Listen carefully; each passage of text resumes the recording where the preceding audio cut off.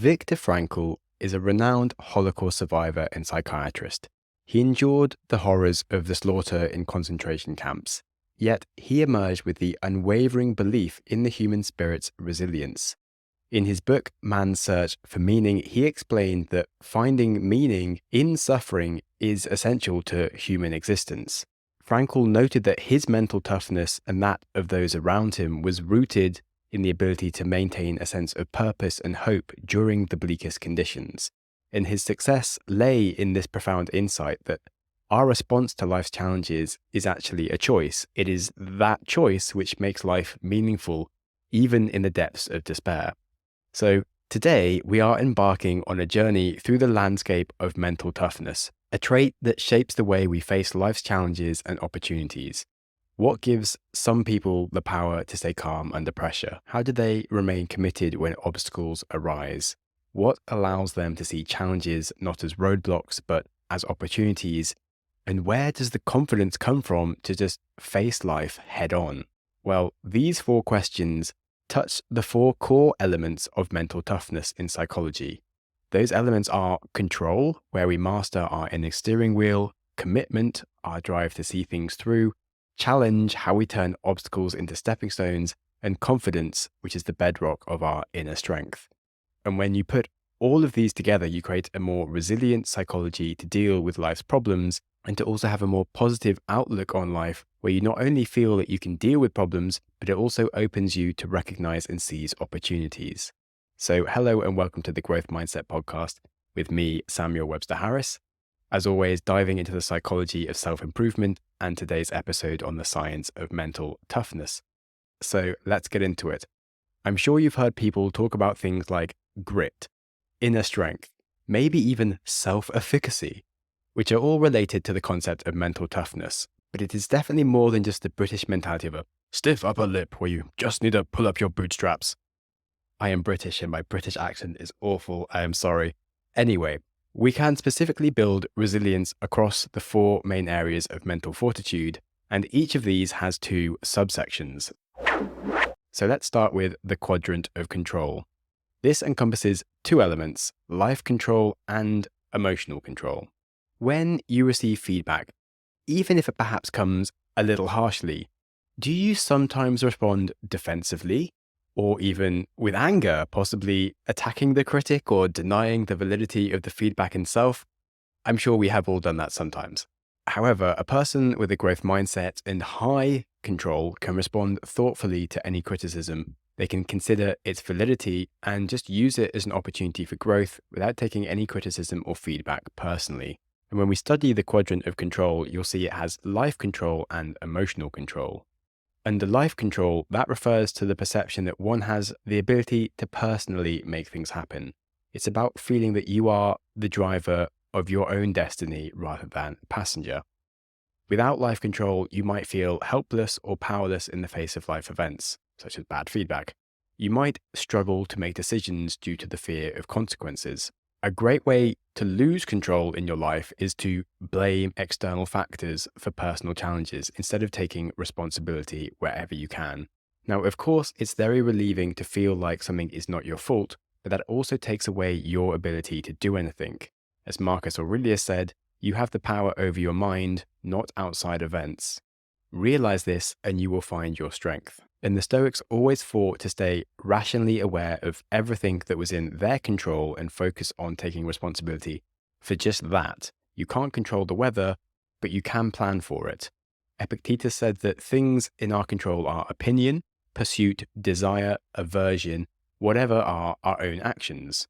Things not in our control are body, property, reputation, command, whatever are not our actions. I think a brilliant example of life control could be Helen Keller.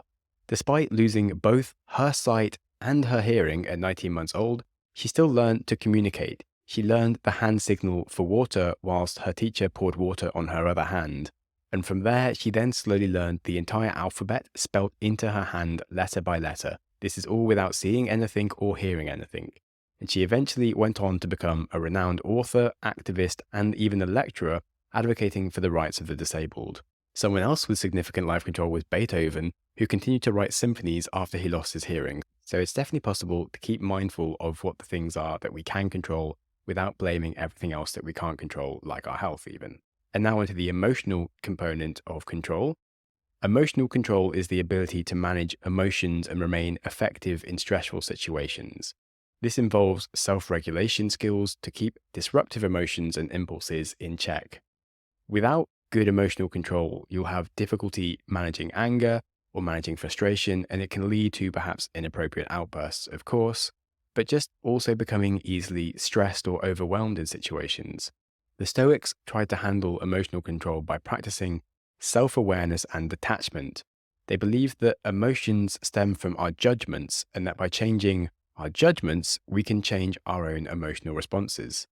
A properly trained mind does not allow disturbances within itself, and in essence, we can choose to feel harmed. An example of this would be that we all do know that children can be very annoying and difficult, but a parent with high emotional control will always be able to maintain composure when a child acts out or does something absolutely outrageous.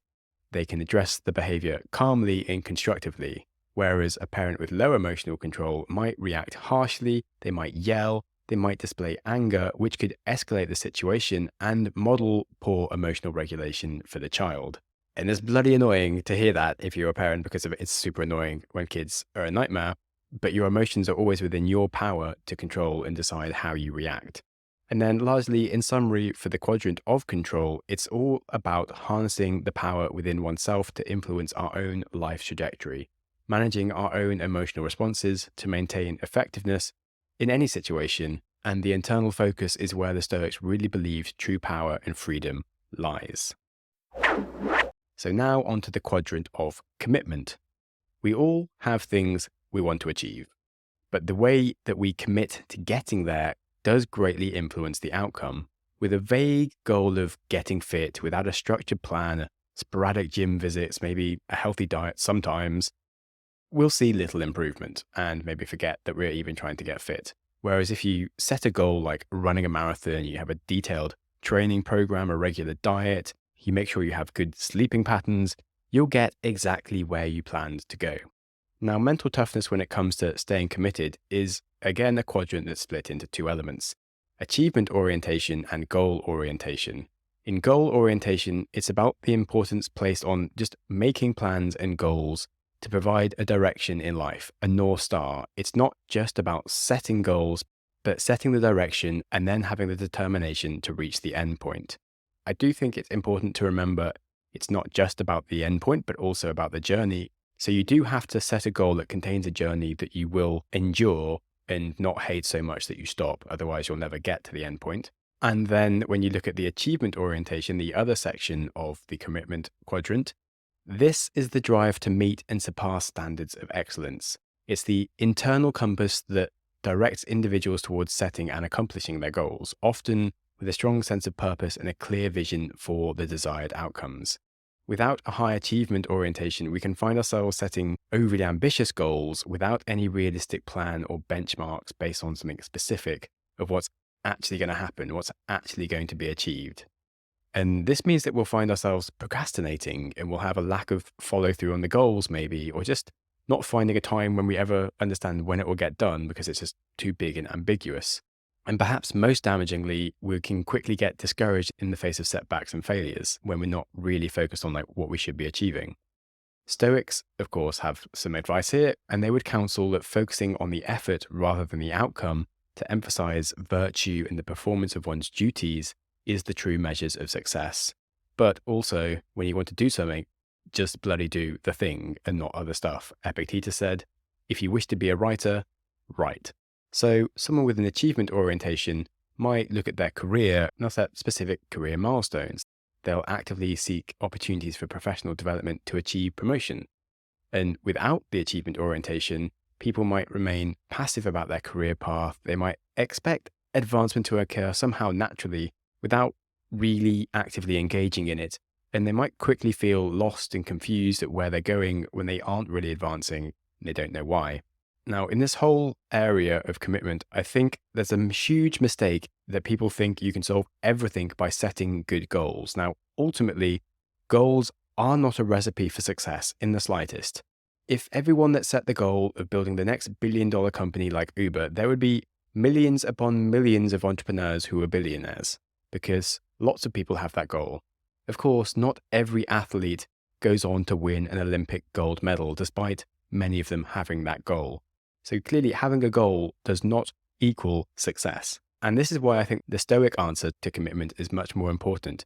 Looking at the Stoic principles here, the emphasis would be on disciplined action, setting goals aligned with one's values, maintaining a focus on personal effort, and measuring achievement based on the amount of effort and improvement, and not just in external success measurements like winning. And I think that's very important. Next, we will be going on to the quadrant of challenge. I'm sure we all know that a hallmark of the growth mindset and stoicism is the love of challenge. The obstacle is the way. Anything worth doing is not easy. If it was easy to get fit and build a business, we'd all be billionaires with six-pack abs. But the nice thing about this is that it shows us that doing hard things, doing challenges, is where you will find success. Abraham Lincoln knew this, and he faced numerous personal and political setbacks, including losing 8 elections and enduring the death of his son. Despite those challenges, he persevered to become one of the most influential presidents of the United States ever, and led the country during the Civil War and the movement to abolish slavery.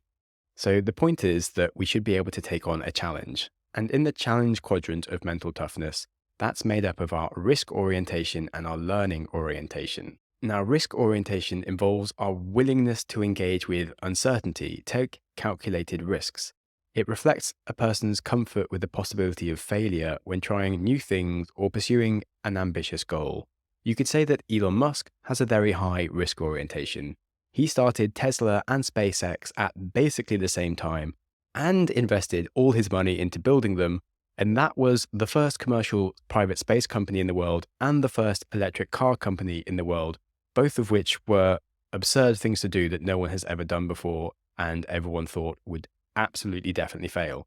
So there are definitely some good things from being able to have a high risk orientation. Without being able to take risks, we'll avoid opportunities that come our way due to fear of failure or rejection, and we might have excessive amounts of caution which lead us to just stagnate and miss opportunities. However, of course, it's a double-edged sword, and with too much risk orientation, we can engage in very reckless behaviors without proper evaluation of the potential consequences, maybe like Elon Musk buying Twitter. Anyway, I'm not going to get too political here. To use a different example, if someone wants to invest, but they have a low risk orientation, they might only feel capable of using things like a bank savings account, which will always earn less money than even inflation. An appropriately risked person probably would be having a balanced portfolio with some money in the stock market, getting like average returns using ETFs, maybe some other asset classes, and someone too risky would be maybe putting all of their money into the shares of like a single company, or maybe putting all of their money into crypto, for example. And now the Stoics would approach risk orientation by just acknowledging the unpredictability of external events, but at the same time encouraging action in alignment with one's values and reason. They advocated for a balance between caution and courage, taking wise risks, but also preparing for and accepting whatever outcomes may arise. As Seneca said, "He who fears death will never do anything worth of a man who is alive." And so we shouldn't be ruled by our fears, but we also should at least be mindful of them and be sensible. And then in the second half of the challenge quadrant, we have our learning orientation. This refers to the desire to grow from every experience, especially challenges. It's an attitude that embraces lifelong learning, seeking feedback, and viewing setbacks as valuable lessons. Without a high orientation for learning, we might view a failure as a negative reflection on our own self rather than as a learning opportunity. We might stick to things that we already know to avoid the discomfort of learning a new process. We might even ignore feedback or constructive criticism due to a fixed mindset. Now, in the modern world, it does seem like there are endless new things to learn. But if we have a fixed mindset and we fail to learn like new tools or systems that are really useful, we will fall behind. A measure of potential for success today is not necessarily how much we know, but how quickly we can learn. Someone who can embrace a struggle to learn a new technology or new skills will always do well in life. The Stoic thought learning was essential, They recognize that wisdom comes from continuous adaptation and improvement of oneself through experiences. Seneca said that difficulties strengthen the mind, as does labor to the body. And I think the Stoics' view really summed up the challenge quadrant in general, as they were always embracing the inherent uncertainties of life as an opportunity for self-improvement. They would always encourage taking risks that were in accord with reason and just learning from every experience they could to become a more virtuous and a more resilient person. And I think that is just the way to go through life. Hence why I run the Growth Mindset podcast. Anyway, moving on to the final quadrant of confidence. I definitely think there's a strong link here between confidence and the last topic of learning and challenge. When we have confidence in our ability to learn things, we can commit to mastering a new skill with regular practice.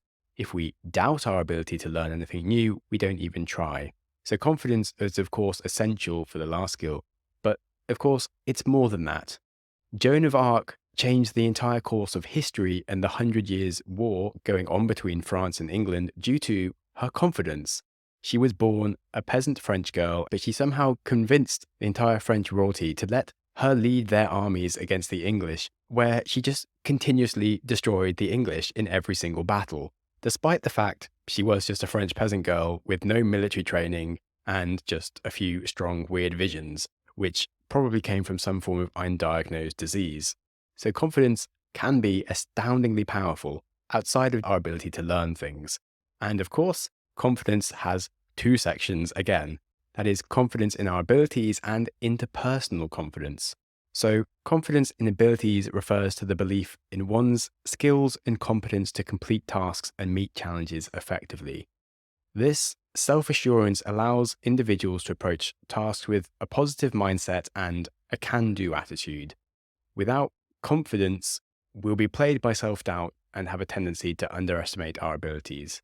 We'll hesitate to take on new challenges just due to a fear of inadequacy. However, we can also be overconfident, which might lead us to be completely unprepared to things that we take on and make very avoidable mistakes. In the recent episode I did around how to increase our intelligence and wisdom, I spoke about the importance of thought cycles and mental efforts in areas we want to improve, even if they don't come naturally to us, but also if it is an area that does come naturally to us.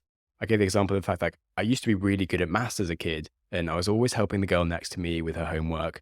Then she beat me in exams because I was really confident. I didn't revise, yet she worked on her abilities persistently with consistent effort and actually was better at the end of the day after a year of working hard. Now, the Stoics here would advise that confidence should be rooted in a realistic assessment of one's abilities and the understanding that competence grows through effort and experience and not by avoiding challenges, or in my case, avoiding homework. Confidence is basically a stack of evidence saying you are who you say you are, so you have to do the work to be the person you want to be. Then we move on to interpersonal confidence. That is the level of confidence one has in social situations and interactions, including the ability to influence others and get our own ideas adopted. You can certainly see this in negotiation. When a person with confidence enters negotiations with a clear sense of what they want, they can communicate their needs assertively whilst also being open to compromise. However, without confidence, someone might either give in too easily or push too hard without considering the other party's position. Stoicism here would encourage individuals to focus on the intent behind any social interactions and the virtue of their own contributions, rather than just seeking approval or fearing rejection. In the confidence section in general, Stoicism would emphasize the importance of self-awareness, continuous self-improvement, and just the courage to engage with others authentically and virtuously. Confidence in the Stoic sense is not just a feeling, but a reflection of one's commitment to personal growth and ethical conduct on both self-reliance and social interactions. And I think a great story from history that demonstrated brilliant interpersonal confidence, but also just commitment, control, and challenge is from Nelson Mandela. He was a beacon of resilience and leadership, exemplified by just pure mental toughness. In the face of the apartheid's brutal regime, Mandela really had an unwavering commitment to pushing racial equality.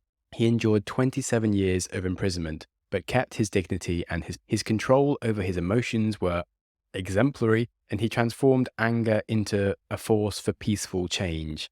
Mandela's confidence in his vision for a free South Africa inspired millions, not just in South Africa, but worldwide. And it also required an incredible social influence and confidence to persuade both sides of a divided nation to empathize and trust each other. And so he really confronted the immense challenges of leading a divided nation just head on. He championed reconciliation over retribution and guided South Africa through the historic transition with just extraordinary grace and a steadfast determination.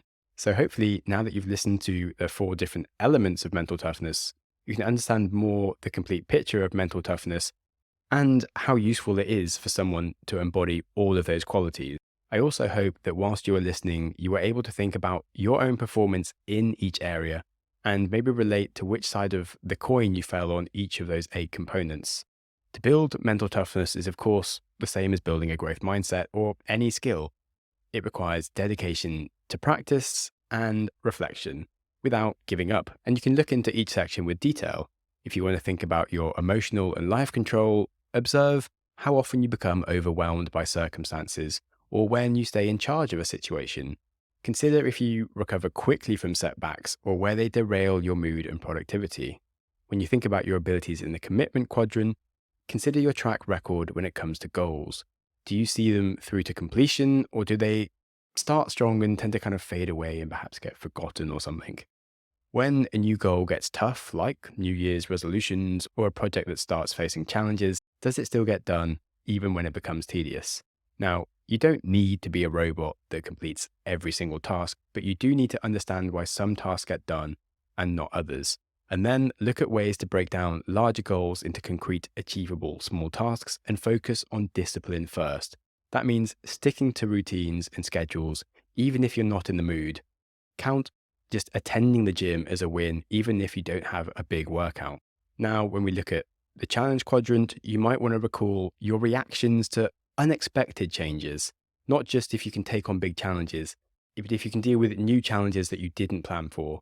Do you approach them with curiosity, with an open mind, or do they come across threatening to you or stressful? Consider how much you value from experiences, especially the difficult ones. Remember that difficulty is the teacher. So seek out new experiences outside of your comfort zone and embrace the classic growth mindset mantra that challenges are opportunities. And then finally, in the confidence quadrant, look at situations where you really have to rely on your abilities, even if those abilities aren't amazing. Do you avoid them and come up with excuses? Do you shy away from things like public speaking, or can you trust in your skills and your judgment? Or maybe even do you try and do everything by yourself and avoid getting any feedback or help? That might also be a sign of lack of confidence if you're not able to take that on. And then for all areas, of course, having a reflective practice such as journaling or having something more specific for that area will really help. Let's say you do want to be a more confident speaker, you could join local groups like Toastmasters, where you'll specifically track your progress of speaking, which I might also add that going to Toastmasters to work on your public speaking is a really good investment that anyone can do for their professional life and general confidence and personal life. Total side note, but probably worth mentioning. Then, in general, another useful thing, as always, when it comes to growth mindset is seeking feedback as much as possible.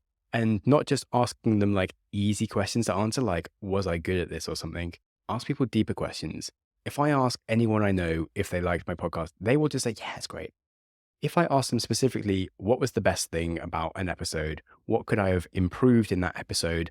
What were the bad bits that I should just get rid of in that episode? I'll get a very different and a very useful response compared to just the general, yeah, it was good. So really remember to ask more detailed feedback.